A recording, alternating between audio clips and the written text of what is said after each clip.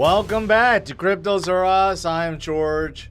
We're all George. But outside of Bitcoin, there's a little bit of Polygon news. Polygon has been pretty stagnant.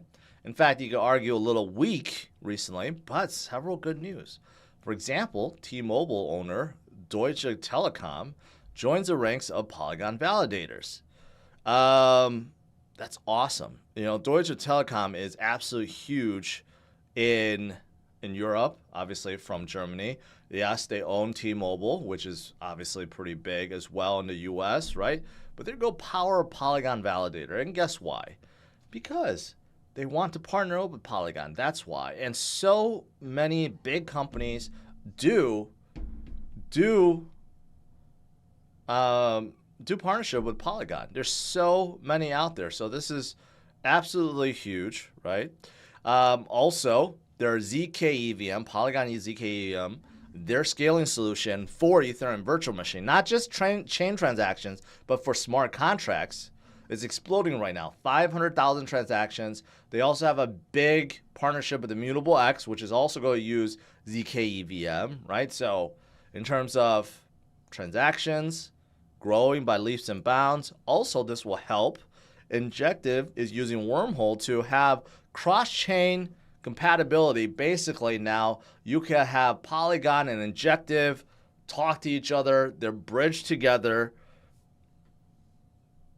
Why not? Why not, right? It'll just make things easier and, of course, bring more liquidity.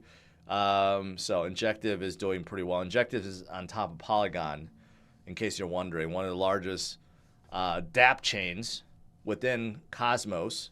And now they have this bridge to Polygon. That's really awesome. And in case you're wondering, Injective does have a pretty mighty big ecosystem. There's a lot of chains, L1s, coming out of Cosmos. So this is why I'm so bullish on Cosmos, because there's just so much that's coming out of it, right? But I love to see more usage for Atom, because just because all these chains are coming out of Cosmos, do they really add any use case for Atom? Unfortunately, the answer is no right now. But there are a lot being developed right now. Yeah, so that's pretty good. That's pretty good. And speaking of Injective, their fees are really, really low. Much lower than Ethereum, Optimism, Arbitrum, Avalanche, Aptos. The fees are really, really, really, really low. Sub pennies. So pretty good. Pretty good overall. Pretty good for Polygon. Pretty good for Injective. What else is going on today? MakerDAO's stablecoin DAI. They're getting rid of all the USDC backing. You know, there's something about MakerDAO. They always want to be decentralized, right? So they didn't like how USDC was a bit centralized.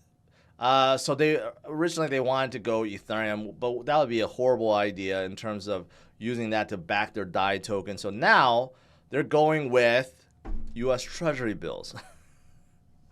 I don't know if that's a good move or not, because they were their whole mission, their whole ethos was supposed to be decentralization, right? Utilizing decentralized assets to back their stablecoin.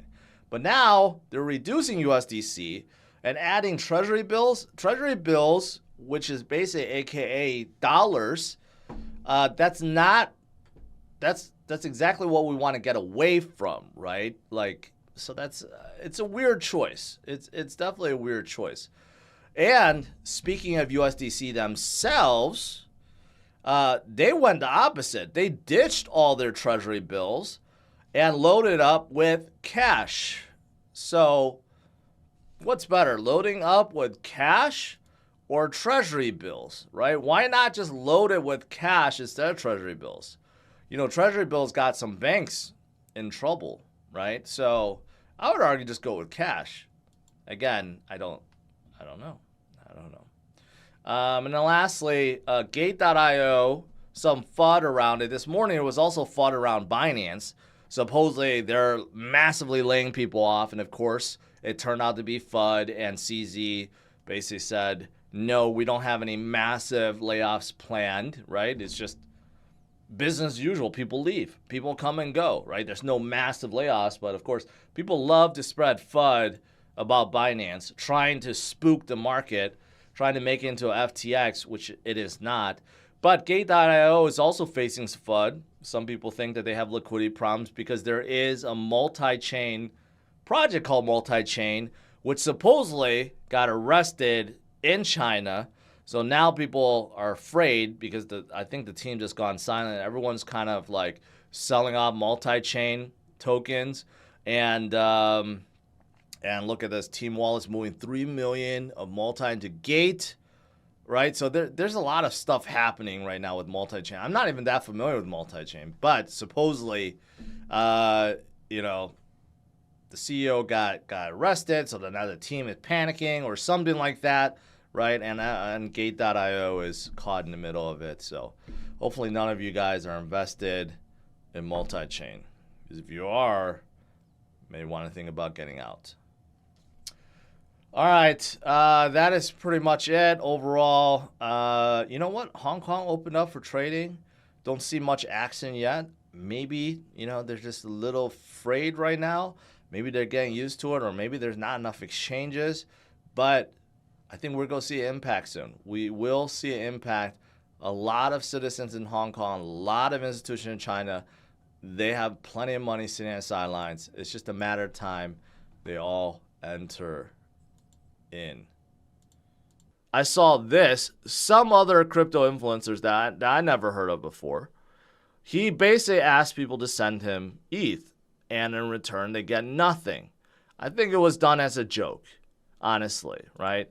But that joke turned into $1.1 million. He even named it, you get nothing.eth, and people sent him a whole bunch of ETH, 583 to be exact. So he collected a whopping $1 million for nothing.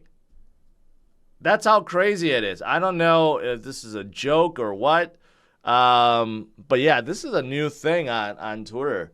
Like, why do an ICO? Why do anything when you can just put your ETH address and ask people to send it to you? Just pointing it out there. Just pointing that out, right? Gives me some ideas. Maybe you should follow me on Twitter if you don't.